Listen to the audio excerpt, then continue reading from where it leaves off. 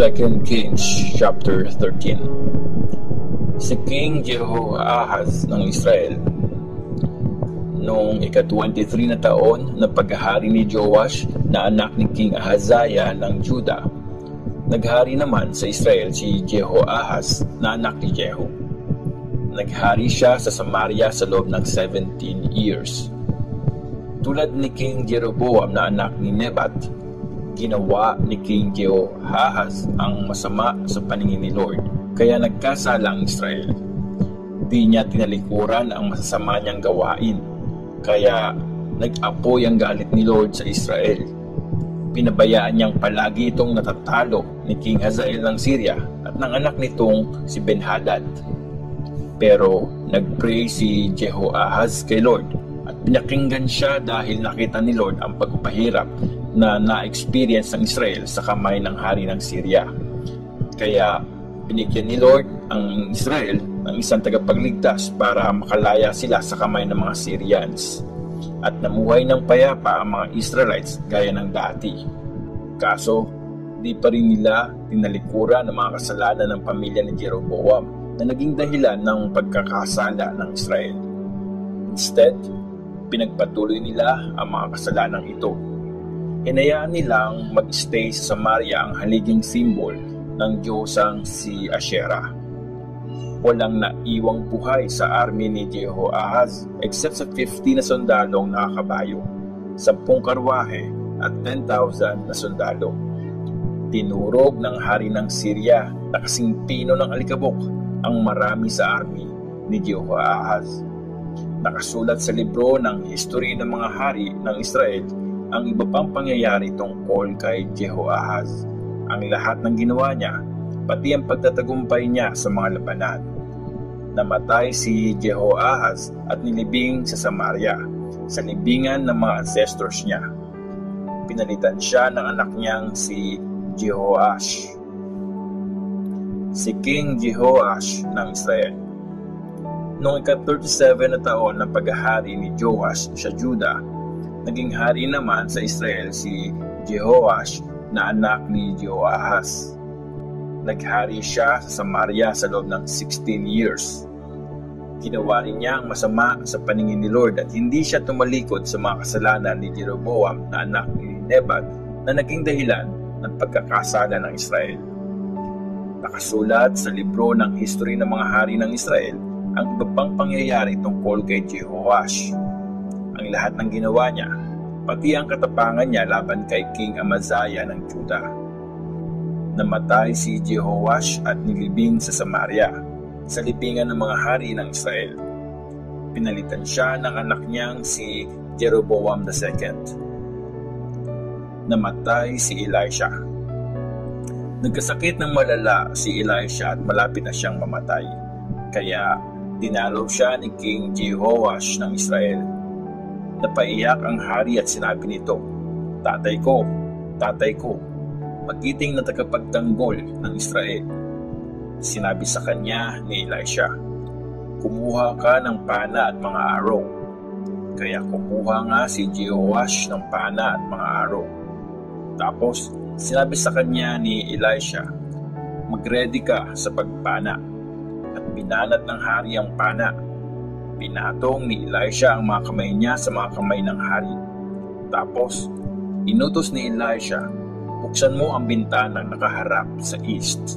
At binuksan nga ito ng hari. Sabi ni Elisha, "Itira mo ang pana." At ginawa nga yon ng hari. Tapos, sinabi ni Elisha, "Yan ang araw ng victory ni Lord laban sa Syria. Lalabanan mo sila sa Afek hanggang sa matalo sila." Sinabi pa ni Elisha, "Kunin mo ang mga araw at panain mo ang lupa." Sumunod muli si Jehoash sa sinabi ni Elisha. Pumana siya ng 3 beses, tapos tumigil siya. Nagalit si Prophet Elisha at sinabi sa hari, "Dapat 5 o 6 times mong pinana ang lupa para tuluyan mong matalo ang Syria. Dahil sa ginawa mo, 3 beses mo lang matatalo ang Syria." Namatay si Elisha at nilibing. Nung time na yon, madalas salakayin ng mga taga-Moab ang lupain ng Israel tuwing tagsibol. Isang araw, habang may nililibing na bangkay ng lalaki, nakakita ang mga tao ng mga paparating na tulisan. Kaya bigla nilang naihagis ang bangkay sa libingan ni Elisha. Nang madikit ito sa mga buto ni Elisha, nabuhay ang patay at bumangon. Ang giyera sa pagitan ng Israel at Syria. Pinahirapan ni King Hazael ng Syria ang Israel sa buong panahon ng paghahari ni Jehoahaz. Pero nagpakita ng malasakit at awa si Lord sa mga Israelites. Tinulungan niya sila dahil sa kasunduan niya kina Abraham, Isaac at Jacob. Ayaw ni Lord na mawasak ang mga Israelites at di niya rin sila tuluyang itinatakwil. Nang mamatay si King Hazael ng Syria, pinalitan siya ng anak niyang si Ben-Hadad. 3 beses tinalo ni King Jehoash si Ben-Hadad. Nabawi niya ang mga cities ng Israel na nakuha ni Hazael kay Jehoahaz na tatay ni Jehoash. 2 Kings chapter 14. Si King Amaziah ng Juda. Noong 2 taon ng paghahari sa Israel ni Jehoash na anak ni Jehoahaz, naging hari naman ng Juda si Amaziah na anak ni Joash. 25 years old si Amaziah noon at naghari siya sa Jerusalem sa loob ng 29 years. Nanay niya si Jehoadin na taga Jerusalem. Ginawa niya ang tama sa paningin ni Lord, pero di siya gaya ng ancestor niyang si David. Instead, ginaya niya ang mga ginawa ng tatay niyang si Joash. Di niya pinag-iba ang mga altar sa matataas na lugar para sa mga Diyos-Diyosan. Kaya nagpatuloy ang mga tao sa paghahandog at pag-o-offer ng insenso sa mga lugar na iyon. Nang matatag na ang paghahari niya sa Juda, pinapatay ni Amaziah yung mga official na pumatay sa tatay niyang hari. Pero hindi pinapatay ni Amaziah ang mga anak ng mga officials bilang pagsunod sa nakasulat sa libro ng Law ni Moses. Ang sabi kasi ni Lord doon, hindi dapat patayin ang mga magulang dahil sa mga ginawa ng mga anak nila o patayin ang mga anak dahil sa ginawa ng mga magulang nila. Papatayin lang ang bawat tao dahil sa sarili niyang kasalanan. Nakapatay sina Amaziah ng 10,000 ng mga taga-Edom sa Salt Valley. Sinakop din niya ang Sela. Tinawag niya itong Joktheel, na pangalan pa rin ito hanggang ngayon. Tapos, nagpadala ng mga messenger si Amaziah kay King Jehoash ng Israel na anak ni Jehoahaz at apo ni Jehu. Pinasabi niya, "Pumunta kayo rito at magharap tayo." Sumagot si King Jehoash ng Israel. Sinabi ng isang maliit na puno sa Lebanon, sa puno ng cedar sa Lebanon, "Ibigay mo ang anak mong babae para maging asawa ng anak kong lalaki." Pero dumating ang isang mabangis na hayop sa Lebanon at tinapakan nito ang maliit na puno. "Yumabang ka na dahil natalo mo ang Edom. Maging masaya ka na sa kasikatan mo at manahimik ka dyan sa bahay mo. Bakit ka pa naghahanap ng away na ikababagsak mo pati ng Juda?" Pero di ito pinakinggan ni Amaziah, kaya sumalakay ang army ni King Jehoash. Nagharap sila ni King Amaziah sa Beth-Shemesh na sakop ng Juda.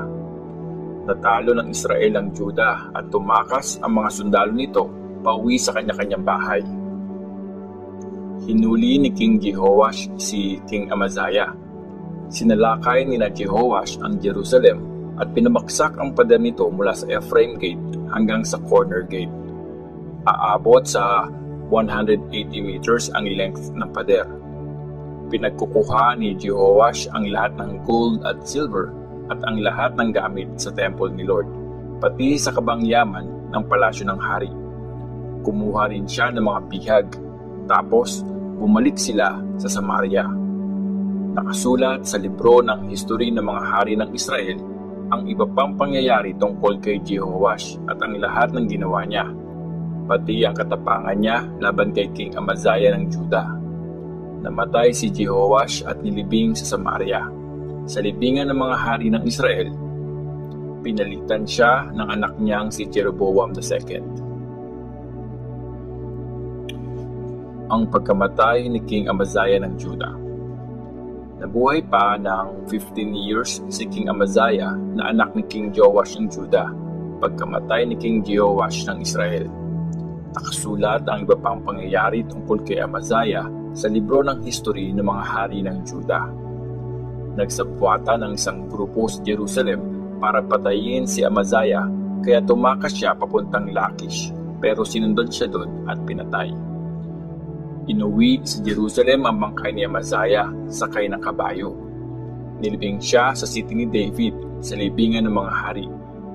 Pinili ng lahat ng taga-Juda si Uzziah na 16 years old pa lang noon at ginawa siyang hari kapalit ng tatay niyang si Amaziah. Pinatayo niya ulit ang city ng Elath at binalik ito sa Juda pagkamatay ni Amaziah. Si Jeroboam II ng Israel. Noong ika-15 na taon ng paghahari sa Juda ni Amaziah na anak ni Joash, naging hari naman ng Israel si Jeroboam na anak ni Jehoash. Naghari si Jeroboam sa Samaria sa loob ng 41 years. Si Jeroboam II ng Israel. Noong ika-15 na taon ng paghahari sa Juda ni Amaziah na anak ni Joash, naging hari naman ng Israel si Jeroboam na anak ni Jehoash. Naghari si Jeroboam sa Samaria sa loob ng 41 years. Ginawa niya ang masama sa paningin ni Lord. Kinaya niya ang mga kasalanan ni Jeroboam na anak ni Nebat na naging dahilan kaya nagkasala ang Israel. Nabawi niya ang teritoryo ng Israel mula sa Hamath Pass sa north hanggang sa Dead Sea sa south. Nangyari ang sinabi ni Lord, ang Diyos ng Israel, sa servant niyang si Prophet Jonah na anak ni Amittai na taga Gath-Hepher. Nakita kasi ni Lord ang matinding paghihirap ng mga Israelites, bihag man o malaya, at wala namang ibang tutulong sa kanila. Di naman sinabi ni Lord na tuluyan niyang buburahin ang pangalan ng Israel sa mundo, kaya ginamit niya si King Jeroboam II at niligtas niya sila. Nakasulat sa libro ng history ng mga hari ng Israel ang iba pang pangyayari tungkol kay Jeroboam II. Ang lahat ng ginawa niya, ang pakikipaggera niya at kung paano niya binawi ang Damascus at Hamat para sa Israel. Namatay si Jeroboam II at nilibing sa libingan ng mga hari ng Israel. Pinalitan siya ng anak niyang si Zechariah bilang hari